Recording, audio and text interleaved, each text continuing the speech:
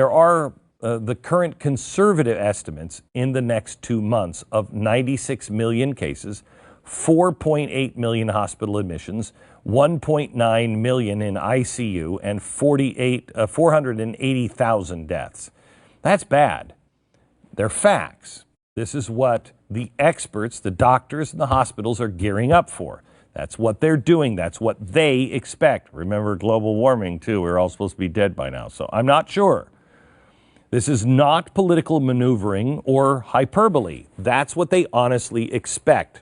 It's not fear-mongering. This is what could happen in the next 2 months. Now, this is what I mean about an overwhelmed medical system. Let me put this into perspective. Consider the number of 4.8 million hospital admissions. The U.S. currently has 2.8 hospital beds per 1,000 people with a population of 330 million. That's about 1 million beds. Now, keep in mind, at any given time, 65% of those beds are already occupied. That leaves only 330,000 beds when the American Hospital Association is expecting 4.8 million admissions in 2 months. So this is why schools are closing. This is why the Trump administration initiated the EU travel ban. This is why companies are telling employees, stay and work from home if you can. Something that no one in the media is bothering to report is the demographic information. And I think this is important. Who's getting sick? Do we have any reliable fatality rate numbers? We know this. 78% of the known cases were from people in the age group 30 to 69.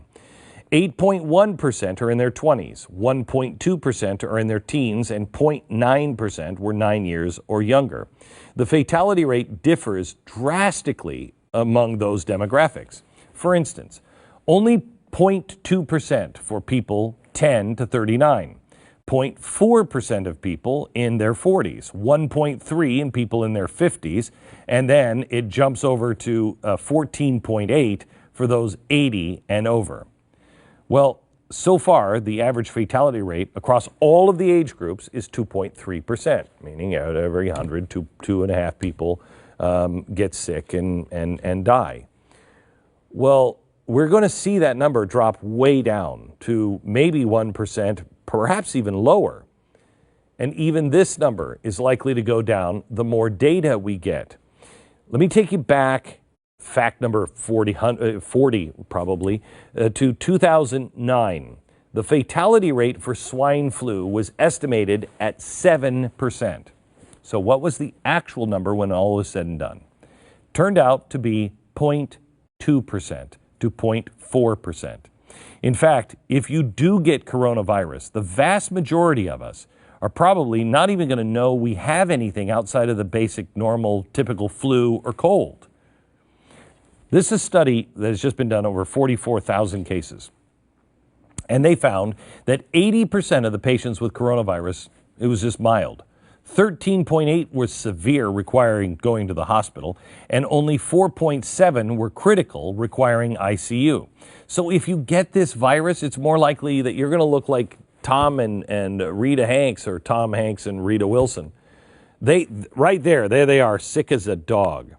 They were getting regular checkups while they were under quarantine in Australia. I'm sure they're not feeling awesome, but they're also, not in ICU dying and, somebody's walking in with a big surgical suit. Oh my gosh, we're losing Tom Hanks. He's fine. The problem is how quickly this is spreading. These are the numbers that we need to prepare for. But I did tell you there's some good news. The Trump administration and the CDC and local governments are taking measures that will see our numbers flatline in the same manner they're now doing in China, we hope. I'm going to come back to that during the show on Friday.